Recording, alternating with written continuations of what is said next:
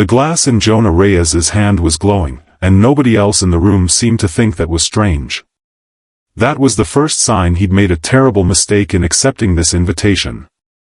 The second sign came 30 seconds later, when every conversation in the pavilion stopped at once. It didn't happen with a shout or a dropped goblet. It happened the way silence spreads across still water. A ripple starting near the entrance arch, moving outward through clusters of diplomats and nobles and armored officers, until it reached the balcony where Jonah stood trying very hard to look like he belonged. He didn't.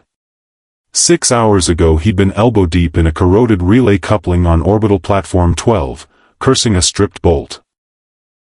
Now he was wearing a borrowed diplomatic jacket that pinched at the shoulders, standing under a crystalline ceiling that opened onto an alien sky the color of a fresh bruise, surrounded by beings who looked like someone had run humanity through a machine that only kept the cheekbones. Floating lanterns drifted overhead like slow jellyfish. Towering statues along the walls flickered with holograms of wars Jonah had never heard of. And everywhere he looked, elegant, luminous-skinned aliens with silver or gold or violet eyes moved like they'd been individually choreographed since birth. He felt like someone had dropped a mechanic into the middle of a royal opera. Which, in fairness, was exactly what had happened. Relax, human. The voice beside him was dry, amused. Ambassador Kessia Thorne of the Vantar Coalition, copper-skinned, molten gold eyes, watching the room the way a cat watches a room it already owns. You look like prey that wandered in among predators. I'm a satellite technician. Jonah muttered. Predators would be a relief. That, Kessia said, is diplomacy.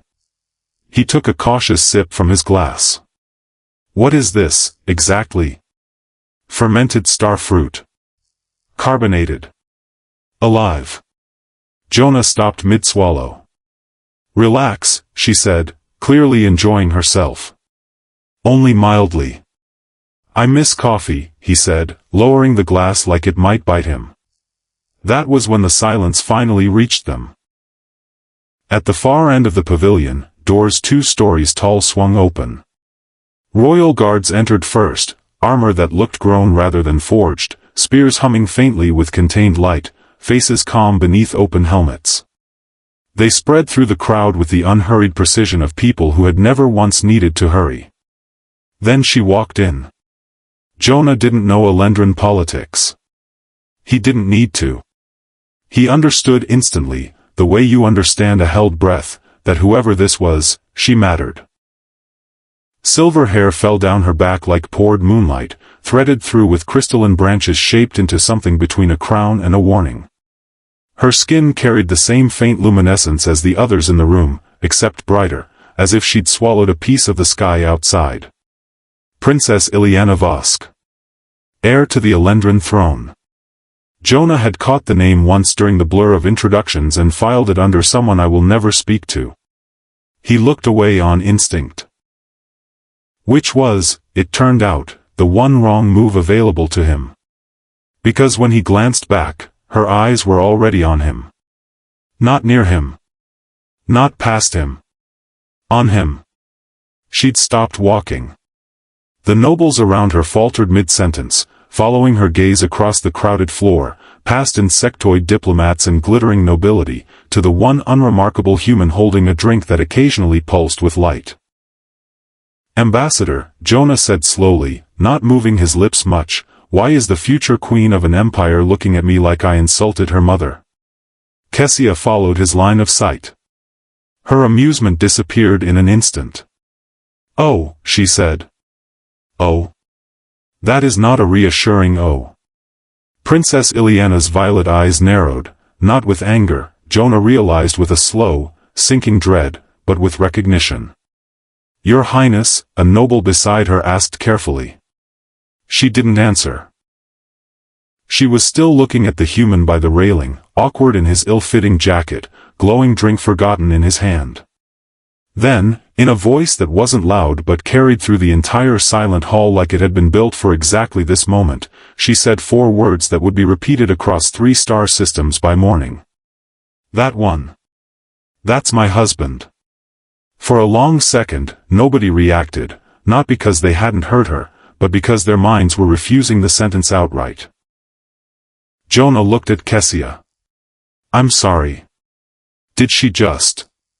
Yes. Did she just point at me and call me her husband? Yes. He stared across the pavilion at the woman who had just claimed him in front of half the diplomatic power in the galaxy. I feel, he said faintly, like I missed a very important meeting. And then Princess Ileana Vosk began walking toward him. If 4 years fixing unstable orbital hardware had taught Jonah anything, it was this. When something impossible starts moving toward you with total confidence, running rarely helps. Unfortunately, running was exactly what every nerve in his body was suggesting. The crowd parted for her like water around a hull. Guards subtly repositioned as she passed. Conversation collapsed into a low current of whispers trailing in her wake. Kessia, Jonah said quietly, this is the part where someone explains the joke. This isn't a joke. She folded her arms. Stand up straight. I am standing up straight. You look like you're apologizing to the floor. He adjusted his posture. It didn't help. Up close, the princess was worse, or better, he genuinely couldn't decide which, than she'd looked from across the room. Not threatening exactly, but entirely, unnervingly comfortable, like someone who commanded fleets before breakfast. Her violet eyes caught the lantern light and held it.